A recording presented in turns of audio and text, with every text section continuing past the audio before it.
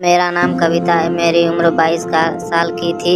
मेरी एक बड़ी बहन भी है और मेरी बड़ी बहन का नाम सोनम है और जीजा का नाम सुमित है। उनकी लव मैरिज थी। मेरी बड़ी बहन और जीजा की शादी को करीब 6 महीने हो चुके थे। उसी टाइम मेरे पापा को अचानक हार्ट अटैक आया और वो अस्पताल में थे। जब मैंने यह बात अपनी बड़ी बहन को बताई तो मेरी बड़ी बहन और जीजा जी दोनों बिना कुछ सोचे समझे आ गए थे। टाइम ही ऐसा था, इसलिए मेरी बड़ी बहन के आते ही माँ ने उसे गले से लगाया लिया और उसकी गलती के लिए बड़ी बहन और जीजा के रिश्तों को स्वीकार कर लिया। बड़ी बहन को देखकर पापा भी बहुत खुश हुए। 1-2 दिन साथ रहने के बाद जीजा जी मेरी बड़ी बहन से कहा, ऑफिस से मेरे पास फोन आया था, मुझे जाना होगा, तुम कुछ दिन और यहीं रुक जाओ, मैं तुम्हें कुछ दिन बाद लेने आऊँगा। फिर अगले दिन जीजा चले गए। 1 हफ्ता बीत गया। फिर जीजा मेरी बड़ी बहन को लेने के लिए आ गए।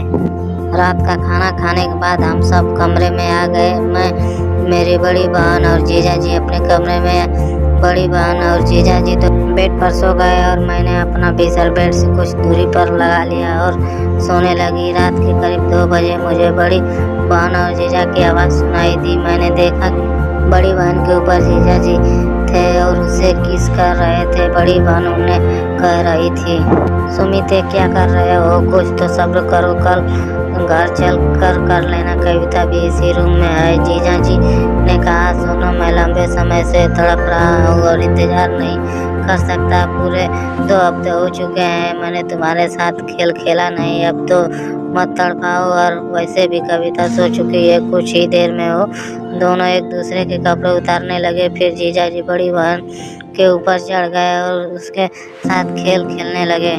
मैं अंधेरे में ज़्यादा कुछ नहीं देख सकी। जीजा जी मेरी बड़ी बहन को धक्के मार रहे थे, ऐसा दिखाई दे रहा था। कुछ देर बाद उनका खेल खेलना पूरा हो चुका था। अगले दिन मेरी बड़ी बहन और जीजा जी अपने घर चले गए और लगभग 1 महीने के बाद मेरे कॉलेज की एग्ज़ाम खत्म हो गई और मेरे पास कुछ दिनों की छुट्टी थी। इसलिए मैंने अपने माँ और पापा से अपनी बड़ी बहन के घर जाने की बात की।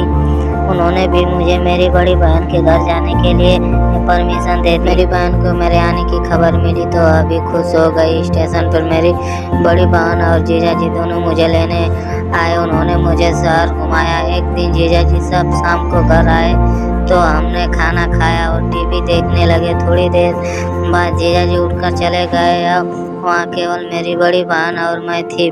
फिर कुछ देर बाद जीजा जी की आवाज़ आई, सोनम, कविता को टीवी देखने दो, तुम आ जाओ, कब से तुम्हारा इंतजार कर रहा हूँ।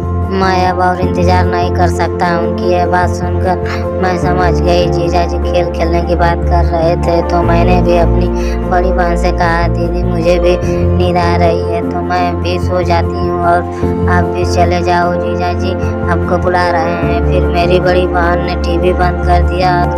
मैं रूम में आ गई और बड़ी बहन भी अपने रूम में चली गई। जैसे ही बड़ी बहन के कमरे की लाइट बंद हुई, मेरा दिल तेजी से धड़कने लगा। मैंने जल्दी से अपने कमरे की लाइट भी बंद कर दी और चुपके से दीदी के कमरे दरवाजे से कान लगा कर खड़ी हो गई। अंदर से फुसफुसाने की आवाज़ आ रही थी। बड़ी बहन ने कहा, क्यों जी, आज इतने अधीर क्यों हो? जीजा जी ने कहा, मेरी जान, कितने दिन से तुमने दी नहीं, इतना जुल्म तो ना किया करो। जीजा को देखकर तो मेरा दिल फिर से जोर जोर से धड़कने लगा। जीजू का पप्पू 9 इंच लंबा और 3 इंच मोटा तो होगा ही। मेरी चिड़िया गीली होने लगी थी।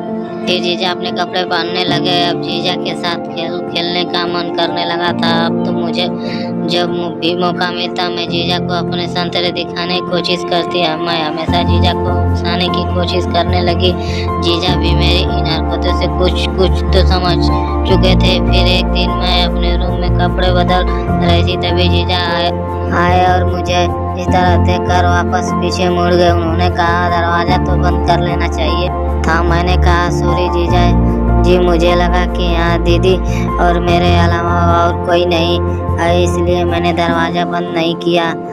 उनका बदन पसीने से भीगा हुआ था। उन्हें देखकर मेरी चिड़िया मचल उठी, लेकिन मैंने फिर अपनी नज़र टीवी पर घुमा ली।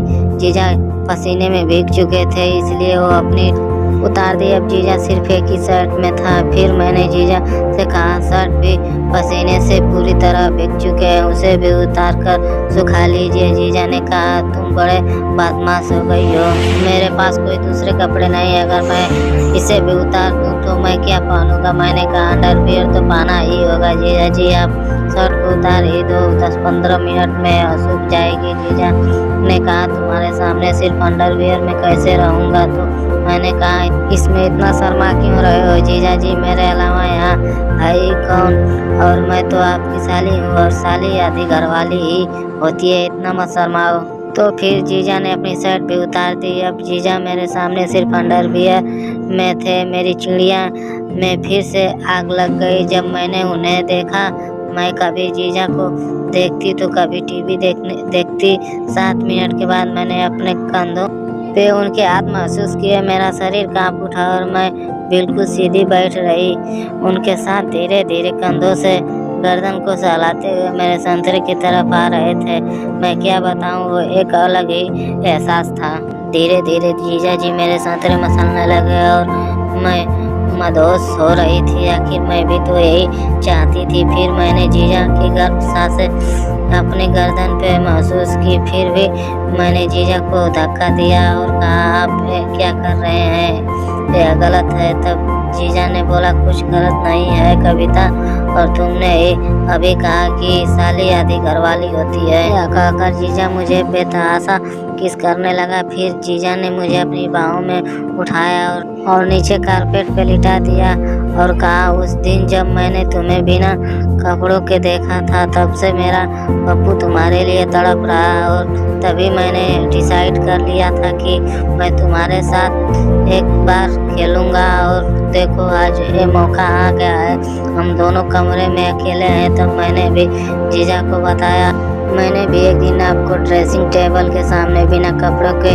देखा था जब आप अपना पप्पू सहला रहे थे। तब मैं भी तब से आपके पप्पू की दीवानी हो गई हूँ। फिर धीरे धीरे जीजा मेरे कपड़े उतारने लगे। आज पहली बार ऐसा खेल खेलने वाली थी। मुझे डर भी लग रहा था और मज़ा भी आ रहा था। जीजा ने अपनी अंडरवियर उतार दी और मेरे भी कपड़े उतार दिए। जीजा जी का पप्पू इतने पास से देखकर तो आंखें फटी रह गई और मेरी चीख निकल गई। मैंने कहा जीजा जी आपका पप्पू इतना मोटा और लंबा है, ये मेरी छोटी सी चिड़िया में कैसे जाएगा। जीजा ने बोला अब मेरे पप्पू को चूस। तो मैंने उनका पप्पू पकड़ा और उसे चाटने लगी। धीरे धीरे मैंने उसे अपने मुंह में लेने की कोशिश की। जीजा को बहुत अच्छा लग रहा था, मुझे भी बेहद मज़ा आ रहा था। मेरी चिड़िया फिर मचल रही थी। जीजा जी ने मुझे फिर कारपेट पे लिटा दिया। फिर उन्होंने मेरी चिड़िया अपनी उंगलियों से खोली और देखते रह गए। फिर वो बोले कविता तेरी चिड़िया कितनी प्यारी सी है, कितनी टाइट और छोटी सी है। जीजा मेरी चिड़िया के और करीब आए और अपनी जीभ से हल्के से उसे चाटने लगे। उन्होंने फिर अपना थूक उंगलियों पे डाला और मेरी चिड़िया हल्के हल्के सहलाने लगे। मेरी सांसें बढ़ने लगी। फिर जीजा ने हल्के से अपनी उंगली मेरी चिड़िया के छेद में डाल दी और हल्के हल्के अंदर बाहर की ओर मेरी चिड़िया भी गीली हो गई थी। फिर उन्होंने एक और उंगली घुसानी चाहिए पर मुझे दर्द होने लगा। उनका पप्पू मेरी चिड़ियों को रगड़ रहा था। ऐसे तैसे सातवें आसमान में पहुंच गई थी। जीजा ने एक धक्का देके अपने पप्पू का टप मेरी चिड़िया में डाल दिया। मेरी चीख निकलने लगी लेकिन वह मुझे चूमते रहे और 2-3 मिनट बाद एक और धक्का देके पूरा का पूरा पप्पू मेरी छोटी सी चिड़िया में घुसा दिया। मैं तो दर्द के मारे पागलों की तरह चिल्लाने लगी लेकिन जीजा जी नहीं रुके। उन्होंने धक्के देना शुरू कर दिया, गपा गप। मेरे दर्द बहुत हो रहा था। फिर 6-7 मिनट बाद दर्द कम हो गया और मज़ा आने लगा। जीजा जी ने सही कहा था, ऐसा लग रहा था कि मैं जन्नत में थी। उसके बाद जीजा जी और मैं बाथरूम में साथ में नहाए। अच्छी लगी हो तो वीडियो को लाइक करके चैनल को सब्सक्राइब कर देना।